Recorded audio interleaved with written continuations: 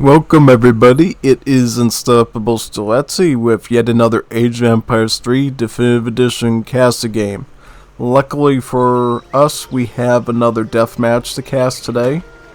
As you can see here, it will be, from the looks of it, probably one of Lakota versus the Portuguese here. Yep, that's what it said on the recording file.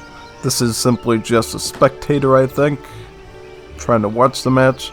Should be interesting though, you know what I mean? I like Deathmatch a lot from the last one I did a couple of days ago. It's very intense, a lot of early fighting. When you give people 20k of each resource, I think things can get ugly real fast, you know? I think that's exactly what we're going to see here pretty much. Before we get started, let's look at the map real quick, see if there's anything important to point out. I think the biggest thing to point out is clearly these trade routes here. You know, you got two of them that go across like this. Certainly, one can be captured by the Portuguese side, the other by the Lakota side. But as you know, you could always sneak some cavalry around here on these little fords and completely destroy their trade route as well. So, let's see how this goes, shall we? Let's begin. Alright, so let's ignore the France. So, Portugal, yeah. This is pretty weird to see Portuguese, right? Because normally, a big thing of the Portuguese bonus is having free covered wagons, right? I'm wondering, oh, so they actually do get a build limit of 4, even if they're post-industrialized or deathmatch. That's kind of interesting, you know? I didn't know that they actually started out with the 4 build limit for the town centers. That's pretty neat, you know? Also seeing them build a church here so they can get mercantilism right away. That gives them like a ton of shipments. I think about 4 shipments, right? If there's 5 shipments, oh, that's even better. Yeah, it's really good. Yep, and then we got Lakota here.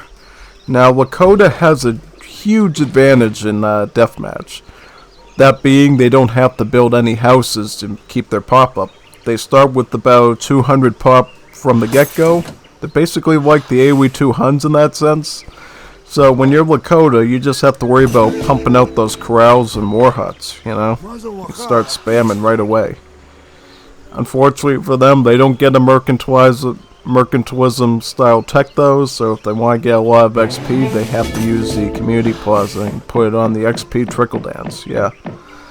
But is the fact that they don't need houses though means that they can put more of their vills focus on the military buildings like you see right here, right?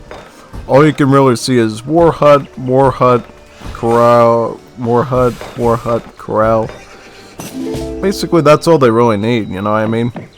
You don't even have to worry about artillery foundries since they don't get those. It's not a lot that you have to focus on building on as Lakota, just stable barracks pretty much, that comp. We'll see how they do against the Portuguese though. Because as you know, Portugal's going to have a much easier time building up their economy with 4 town centers instead of the usual 3. It looks like they're already starting to pump out their infamous Dragoons. Also we see Ordnance Pikemen, we see some Rebalda Quins, those lovely organ guns. So a little bit of anti-infantry and a lot of anti-cav, you know. Dragoons is always an interesting choice since, you know, Lakota don't get any artillery, but they could certainly help against, say, the axe riders.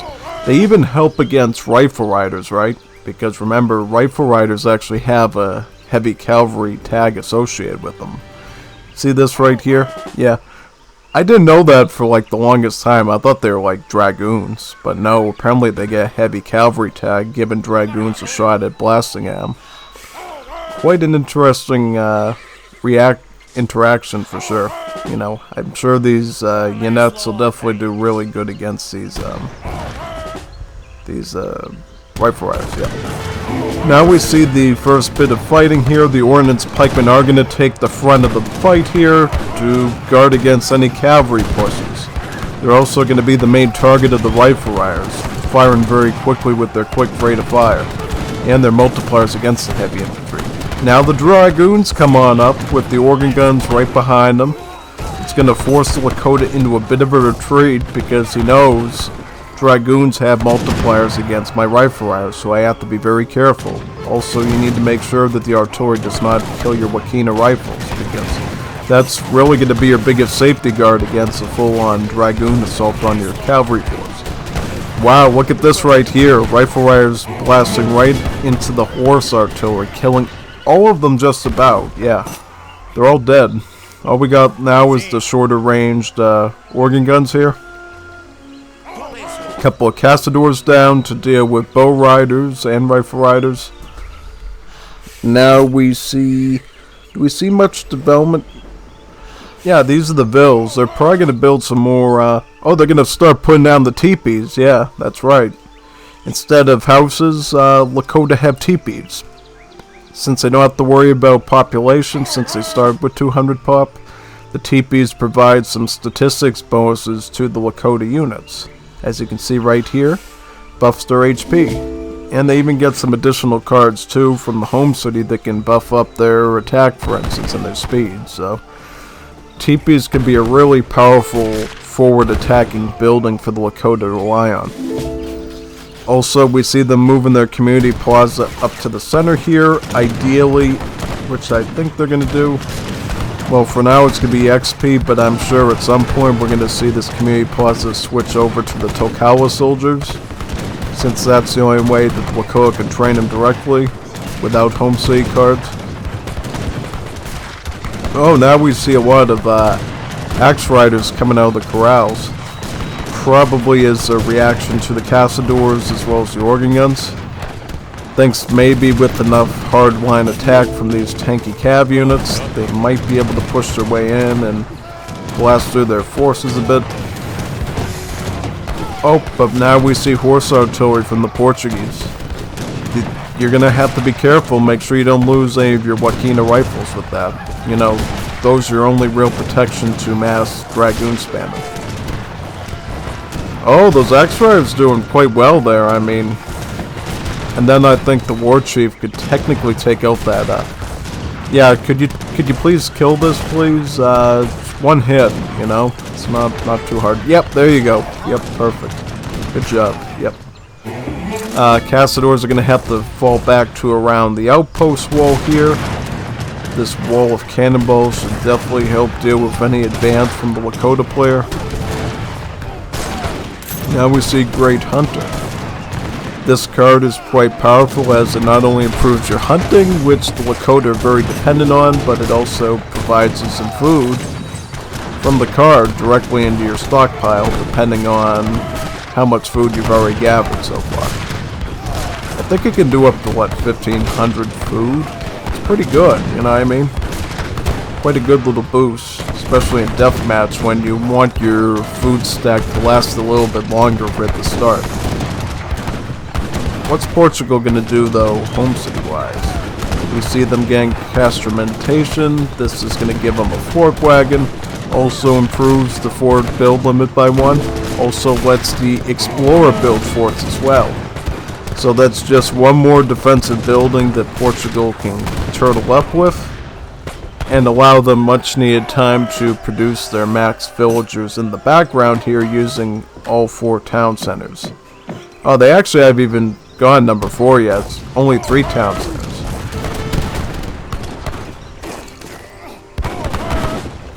Organ guns caught out in the front there a little bit, somewhat susceptible to the axe riders, but with enough ranged firepower they were able to blast their way through them. Now we see some more axe riders trying to disrupt and distract, giving the Wakinas time to retreat. How is this going to go next? I'm not quite sure. It really depends on if Portuguese can put out some mortars perhaps and start sieging their way ahead. But first they're going to have to deal with the Lakota comp. The big massive Wakina rifles is making it really hard for those Dragoons to survive. Yeah, and Lakota's making sure to get bow riders and not rifle riders, since, you know, the rifle riders could suffer some deadly multipliers from those Dragoons. Bow riders are just plain old Dragoons and they can deal with that. Rifle riders not so much. See a few of them anyways. I think they're going to fall pretty quickly. Oh yeah, I mean they're right on the front lines there. Gonna have to make sure that those other rifle wires are well managed, or they could... How are they doing economically? Economically, Lakota's actually doing far better than the Portugal here. Portugal is starving itself in terms of coin, starving somewhat in food, only really has a significant stockpile of wood. So far there's one factory working on coin right now, just providing enough. I think the only reason Portugal is still standing at this point is because they're camping pretty effectively, right? They're only taking fights when they need them. But eventually, since you're dealing with Lakota, they can always, you know, gallop their horses around here and flank you. That's not going to last forever. You need a strategy to get your eco up. Because you know that this Lakota is going to press you and press you hard. It's in their interest too, since you got the Barakami. Now, like I said, we see rifle riders coming around the side here to flank them. They're likely going to plop down and blast a lot of those settlers down with their rifles. They got about at least three. But now they're going to have to retreat though, because the Dragoons were on their tail. And with those multipliers against heavy cavalry, which, you know, they have the tag for, that could be pretty bad, you know? That's like a one or two shot kill for them when you're dealing with the large, massive, like cav like this.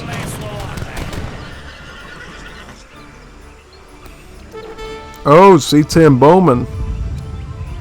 Nice. So a combination of C10s and war clubs. I suggest you get territorial claims. This will give both units a strong advantage in sieging, pretty much.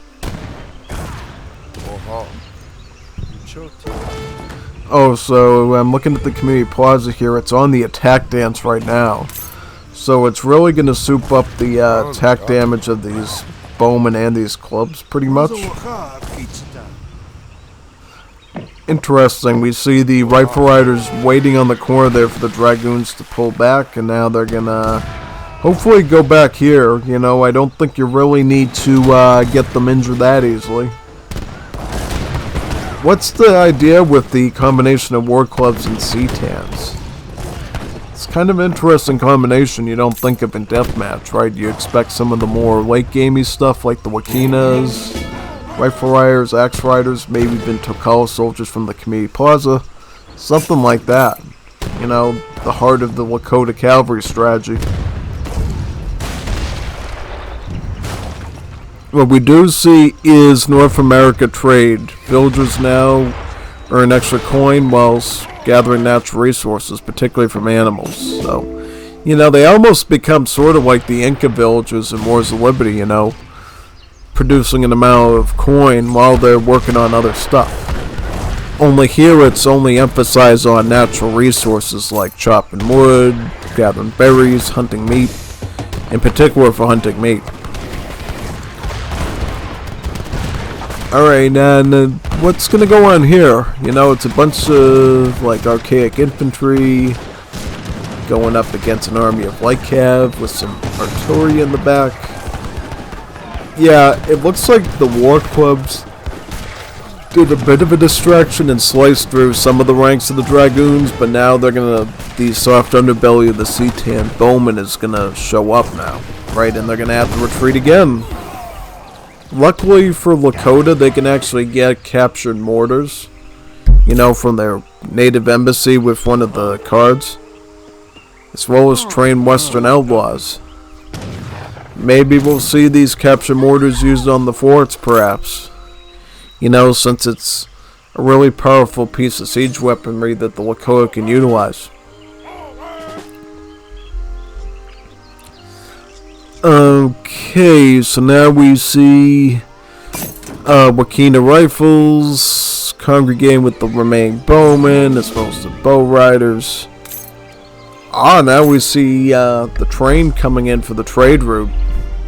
Actually, surprisingly, Portugal has not grabbed any train posts at all, it looks like. All that work has been done by the Lakota player. Oh wow, railroad on both trade routes. That's actually pretty significant. That shows you that Lakota is taking the higher initiative and making sure to capture more of the trade. Right? So now we see a massive Dragoons trying to go for another shootout with the Lakota army, even though they're walking right into the trap of a large army of skirmisher-style units with plenty of light cavalry multipliers attached. Like, ouch. These aren't going to last too long against that. Consider retreating back to your towers if possible. See, the only useful objective you got right now is sniping this captured howitzer. You gotta kill this thing. This is like your #1 job. You should not be trying to duke it out with skirmisher units. You're gonna lose. You need to snipe the mortars. That's the only reason you even have to engage is this mortar. Because if you went for that mortar, you know, the Lakota would actually have to force their way into here up against the towers and risk taking heavy resource losses. We still see some resource troubles for Portugal. You know, their food count is quite low, extremely low, like going hungry low. The coin situation has improved quite a bit though. Maybe due to the factory, maybe... What's their deck like? They got all the... No cigar roller, no rum distillery. Yeah, I'm kind of shocked by that, you know. I would have expected more of the estate cards to boost the estate gathering rate. That's sort of why, you know, they have to have one of these factories on the coin, I think. If they just had more of the cards in that area, maybe they could have stuck the second factory onto the food. The food trickles, so that way food wouldn't be so scarce here. At this point, you know, Portugal's literally forced just to spam out organ guns from the artillery foundry and I believe... No, not the fortress, right? From the artillery foundries.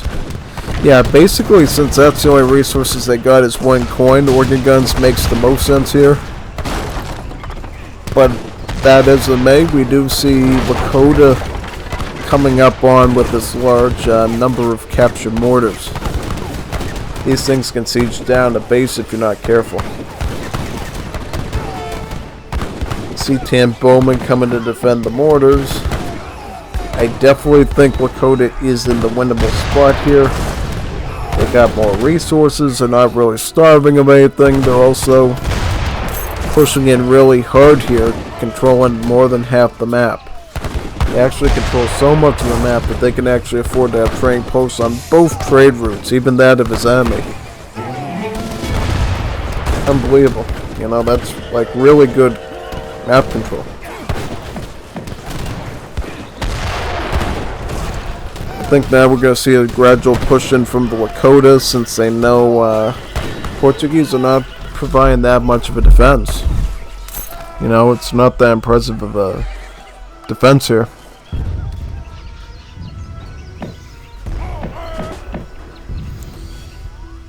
Well, we'll see though, we'll see.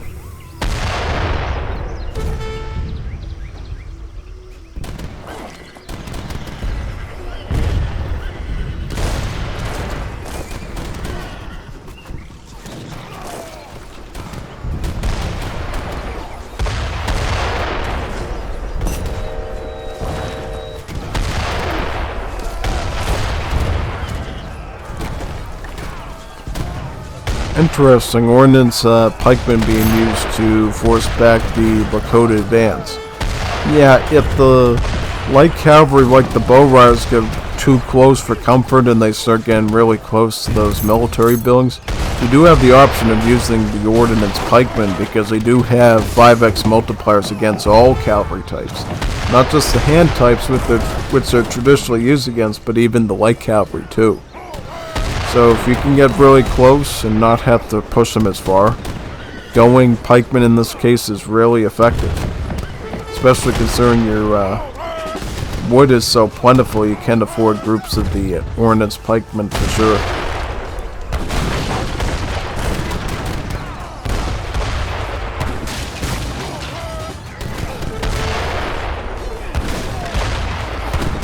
Yeah, it seems like it's just little attempts by the Portuguese to try to kill the captured mortars. Hussars being used, also the ordnance pikemen. I think now, though, they got a decent targeting of them by the organ guns, and they might be able to... Well, I see one capture mortar still deployed on the Lakota side, as well as one over there by the corral. So, it's not quite done yet. It looks like Portuguese is done, though, at least from what I see on the... Oh, yeah, well, at this rate, looking at the resources, night and day, it's almost as if Lakota didn't even spend that much food compared to their initial amount of 20k being in Deathmatch, you know? They did pretty good in food management. It all came down to hunting. Lots and lots of hunting. And as you can imagine, teepees as well, part of that equation. Teepees are able to increase the villager gather rate around them, so they're quite useful. Let's look at the post game and see how they did overall. Resource-wise, you definitely see Lakota doing a lot better. Militarily, we see a lot more units, but not quite as much kills. Their siege is actually comparable to that of the Portuguese, so it was a little bit more neck and neck than I would have thought, you know? Yeah, but in terms of the graph, yeah, Lakota just always had the better numbers throughout the match just because of their forward pressing strategy versus the defending strategy of the Portuguese. Yeah, Lakota can always keep big unit numbers, usually through their special cards as well as their hunting bonuses built into them, so there's that for sure. Hope you enjoyed this match. This was certainly fun to bring to you. You know, I like this deathmatch genre. It's quite exhilarating seeing all this fighting take place. But anyways, hope to see you for the next deathmatch I do, or the next E3 match in general I cast. Signing off now from this one. Adios.